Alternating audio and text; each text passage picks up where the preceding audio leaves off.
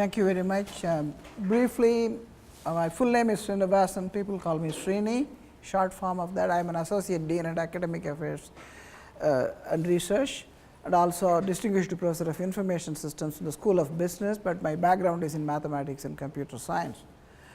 I have been researching this topic of data breaches, and recently I have been focusing on many of the issues of privacy violations that happen because of the data breaches. I will cite some examples for you to note in that area.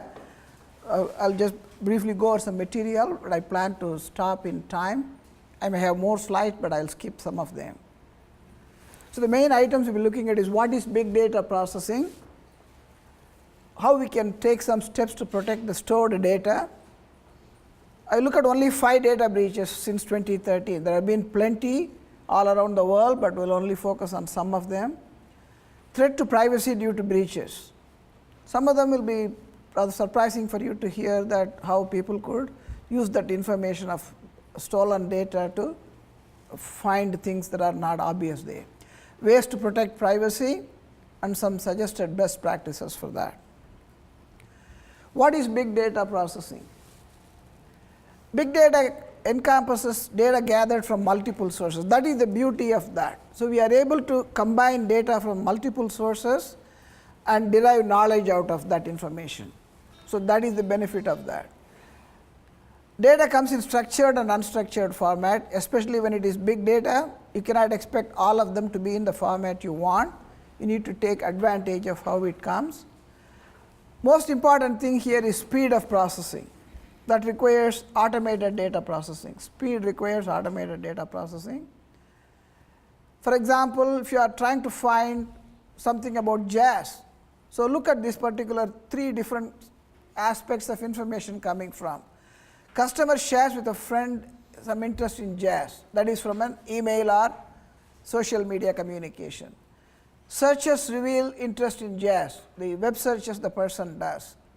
Customer tweets about a recent jazz news. So, there are different sources, but combining all these 3 things, you can be very sure that this person has great interest in jazz. Therefore, it becomes good topic for marketers to focus on this individual for products on jazz. We have evolved in the way data has come about for us over a period of time. Initially, we were just getting the agricultural age. Things automated in the agricultural sector provided plenty of opportunities around the world. Then it became industrial age, US and UK primarily leading that effort. Then information age, and now we are in the knowledge age. So, a lot of information is coming. So, how do you derive knowledge out of that and take advantage of that quickly? So, that is the focus of that particular age we are looking at right now. When internet was developed by Tim Berners-Lee many years ago, his goal was to have a truly interconnected world. But what we are finding today is a whole bunch of documents that are connected. That is what you are finding. So, big data is going to enable you to have the true interconnection in a couple of years. It is not there ready now. It will take some more years to get that. So, this navigation currently that we are doing with all the linkings we have is all by hypertext, but big data will help us move in the direction of true knowledge. One of the big data benefits is centralization of knowledge from multiple sources. So, you get data from several sources, combine them, derive data and use that. For example, I used to cite in my classes a simple example whereby a customer who has interest in Mexican food happens to walk by that area. So, the Mexican food restaurant notices this person is close by, very quickly processes the data, knows the interest of this person in Mexican food, sends out a 10% coupon. Because the person got the coupon around the lunchtime, the person walks into the store. Because geolocation is turned on, his friends also would know automatically where this person is. So, the chances are this restaurant will now get the benefit of this one individual coming in, plus some more other individuals coming in also who otherwise would not have come. You detect the benefit of this person's interest in that kind of food preference. Let us look at some specific types of information that are available which get stolen very often. One is PII, personally identifiable information. The scope of this is constantly changing. There is no single agency that defines what is PII. Information such as a name, address, social security number, date of birth, phone number, your email address, they are all belonging to this category, PII. Then PHI, two different abbreviation expansions there. It is called either personal health information or protected health information. Whatever it is, it talks about your health history, which is lot more sensitive. Think of the fact that if it is once revealed, then there is no taking back.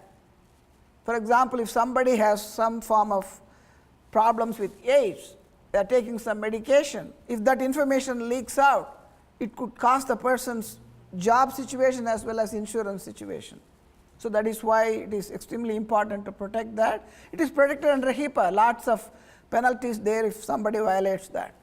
PCI, which is very heavily breached, when you hear about 30,000, 60,000 records lost, they are all always related to PCI, which is the payment card industry, your credit card data.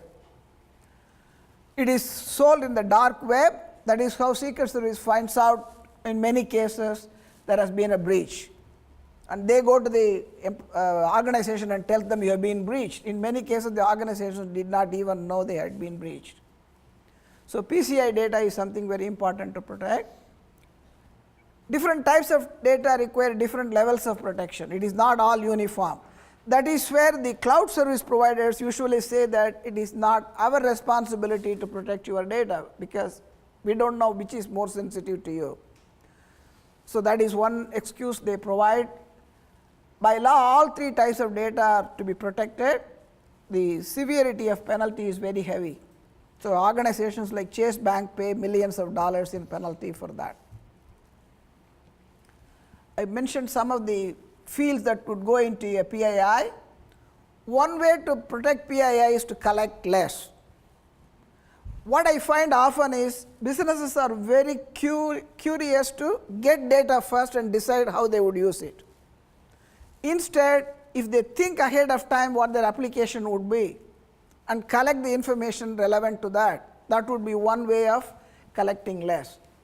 So what I find often is, if you need only to know the age of a person in trying to sell some product, there is no need to know the full date of birth. So if you get the age, it is less sensitive than date of birth. So your protection cost would go down. Same thing with address. If you collect address, address is highly important address information to protect. If you just want the zip code only, that is not that severe information to protect. So that is what the trade-off is. So if you know what your application is for the collected data, that would help. Commonly, you find businesses using encryption. Encryption is the most common form of protection. Anytime you encrypt, you have to decrypt to make use of the data. It is costly and time consuming. It's costly and time consuming. For example, anytime we see HTTPS in the taskbar, everything that leaves your computer is encrypted. That is totally not wanted. All information gets encrypted for that reason. Data protection could be accomplished using format preserving. Why format preserving encryption is important is, there are many applications beyond the initial one you are using, which you will expect to have the same format for the data in order to use that.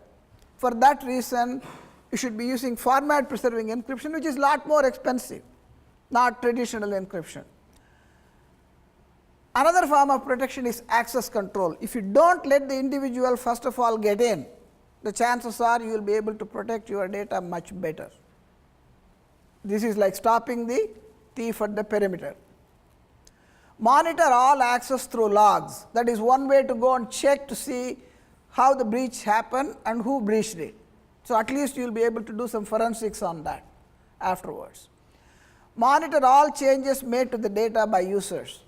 That is very useful to know, simply because often you hear the explanation, I did not know who made that change, I didn't make it. So you hear that with customer service. So this is the kind of thing that can be tracked by forensics investigation, if you can monitor who makes the change. two common types of protection. Give users only the minimum access they would need. Second, give a person access and do not give the same person for everything that is needed to be done. For example, if the person is authorizing checks, that person should not be the one who is signing the check. There should be controls separately. If there are two different forms of controls, that's much better. Another way I find a lot of time is spent by administrators is in access control aspects. So if it is role-based access, it saves significant time of the administrator to focus on threat aspects. The one that I personally recommend now for use, which is also not easy to do or cheap to do, is behavioral analytics. So keep that particular one in mind when you, or if you want to have a takeaway from this talk, behavioral analytics would be one of them. Think of Secret Service. When Secret Service is having people protect the president, very high value asset, they have to constantly monitor that person's ability to not have any bad feelings about the individual he or she is protecting. Because if you notice around the world, the people who have committed heinous crimes like that are the ones who have been personal bodyguards of high figures. For example, former Prime Minister of India was assassinated by her own bodyguard. The governor of northwestern province in the Pakistan area was assassinated by his own bodyguard, because he felt that this person made a statement that he did not agree with, and he said he would be the martyr. But the thing is, they have access to the individual. So that is why behavioral analytics becomes very important to monitor. What I also notice in the healthcare sector is, this is also true for other sectors. People with right privileges access the information. So your systems will not detect them to be intruders, because they have all the privileges granted to them to access the system. They may abuse the privilege, get the information needed, and then exfiltrate that. That is when they are violating the policy of the organization. So that is why behavioral analytics is very important to monitor, to see people are using that properly. Again, you should have different forms of protection for the level of data you are protecting. Most sensitive data should be segregated and protected. I think you will notice that in many organizations, financial information will not be part of your general network. Accounting would be separated from the rest of the network. You would not find them in the same network. That is one way to protect that. So you have to have sensitivity of the information known to protect that. Access control matrix is another option. Access control matrix tells who can access what, when, and to what level of access they have. Is it read only, read write, edit, all that aspect.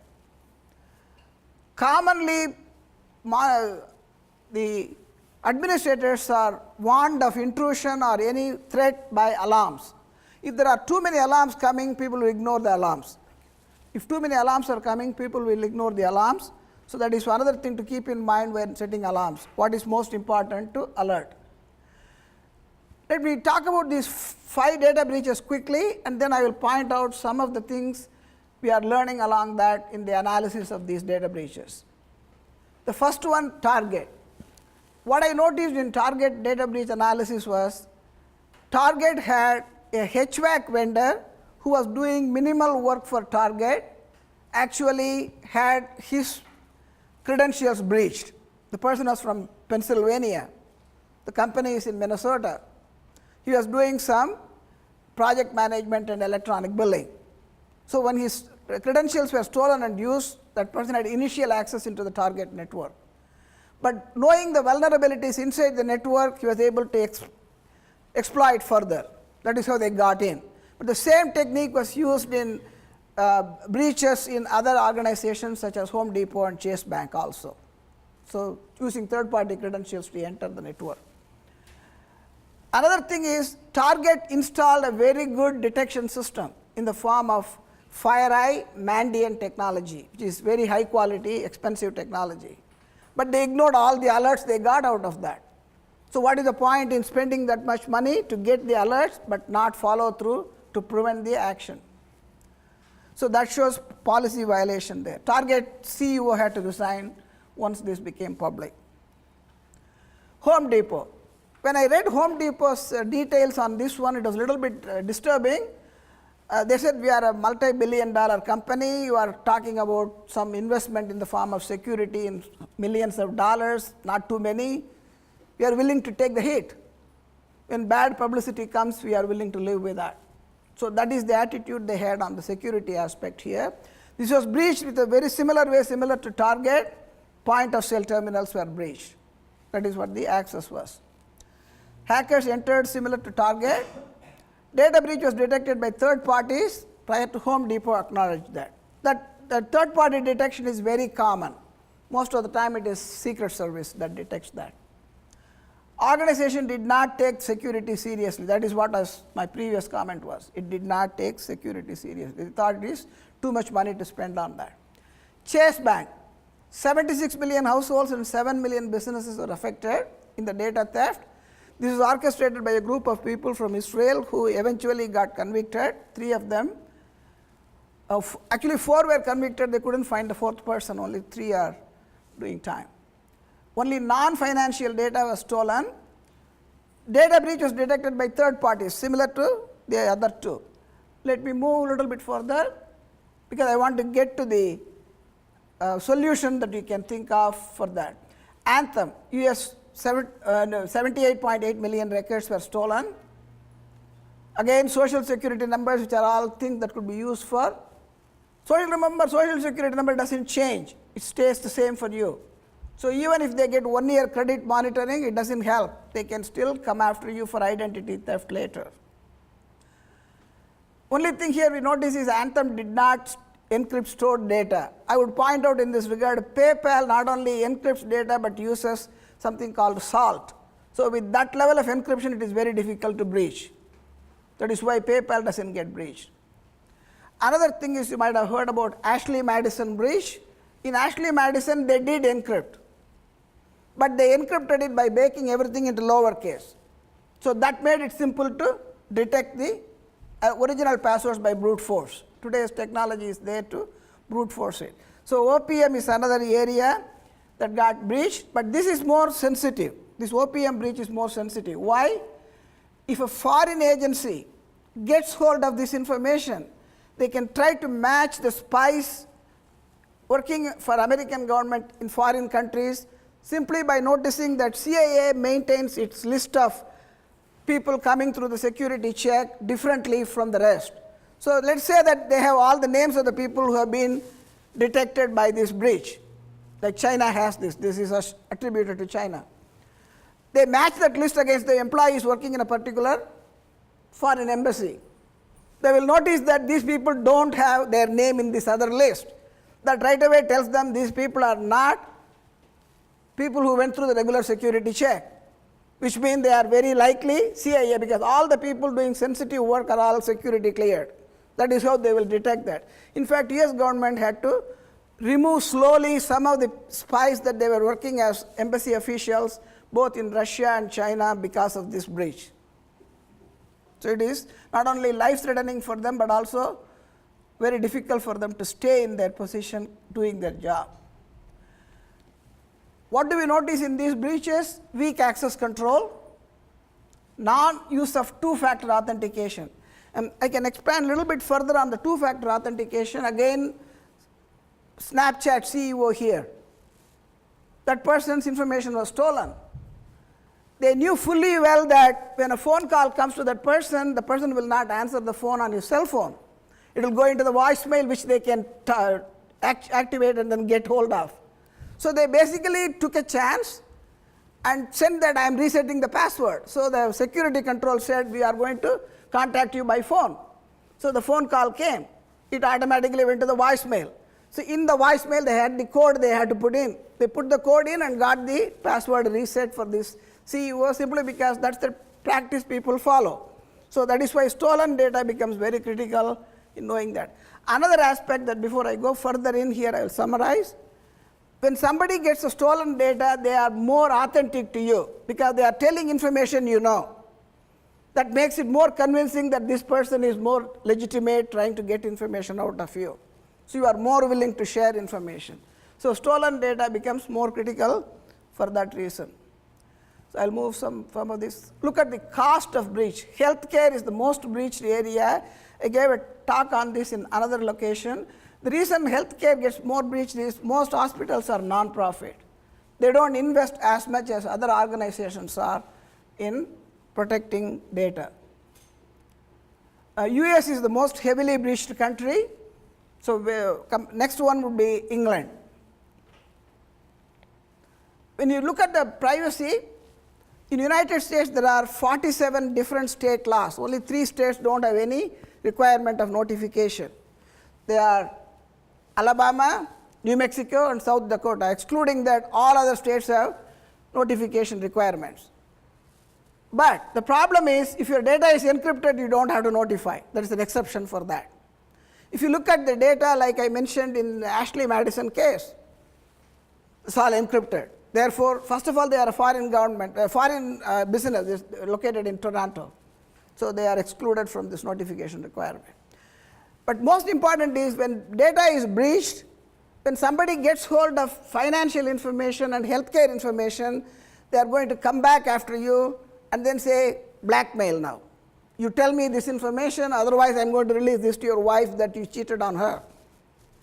I'm talking Ashley Madison in particular, like that. So that is the kind of problems people could face when threatened with lock. This is another one, BEC, Business Email Compromise. Look at that particular one here. A very legitimate looking email comes from the CEO to the CFO telling that I am doing a secret negotiation for a takeover of a business. Immediately send $200,000 or something to this particular person. He will contact you. An email comes, the CFO sends. What I am pointing out is use other means available for you to communicate with the sender. If the sender is CEO, you might be seeing the CEO in the hallway. Ask the CEO. Don't think it is just secret for public communication outside. They don't check because it said it is secret. It is still a secret. So they send the 200,000. They send the 200,000 out. Then a few days later it says, yep, we have now finalized the negotiations. We are going to go public. Before we go public, we want you to transfer $20 million. Again, the fellow doesn't talk to the CEO. The CFO transfers the money. How do they get that? The hackers spend extraordinary amount of time researching about your organization. They know who is CEO, who is CFO, what kind of communications you prefer, how do you communicate, do you talk outside. Knowing all that information, they come after you and then do that. A more specific form of this is called the APT, Advanced Persistent Threat, but that is knowing a lot more information about you. But the hackers do a lot of homework before they start attacking you. How can you protect that? There are laws. One way to protect is store less, use encryption, limit access control. Okay, these are some of the recommendations I would like to suggest for best practices. I think time is up now. I will stop. I have several more slides, but they will all be available through the organization's website. So I'll stop now and answer any questions you may have. Thank you.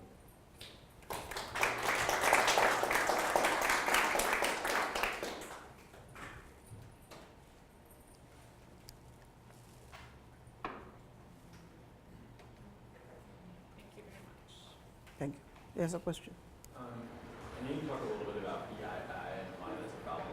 And it seems like the better our algorithms and our data mining gets, the more information that can potentially be personally identified. Like seems there have been certain high-profile cases like in Netflix where they de-anonymize people's reviews. Do you have any thoughts on like the direction that that's going to go in and how that will affect Community's data storage in terms of like more data becoming potentially personally identifying, and there's almost no limit, it seems like, to where they'll stop? Yes. His question was on PII, why PII is so sensitive to protect, and are there ways to not even store that kind of information by de-anonymizing the individual to start with. Okay? The question for that is most businesses prefer to keep that information in plain text readable format, not anonymize that identity of the individual, which means they have to create a new ID for that person in order to refer to that information. That's a cost. So instead of spending it extra money, they would rather use it in plain text format. That's one way that's happening. There is another way in which the spam detector can also find it. That requires the server part using some special technology that is available today. It has been installed in about 40% of the US businesses, not everywhere. So there are tools available to protect that, but expensive. Cost is the issue. Anything else? Thank you.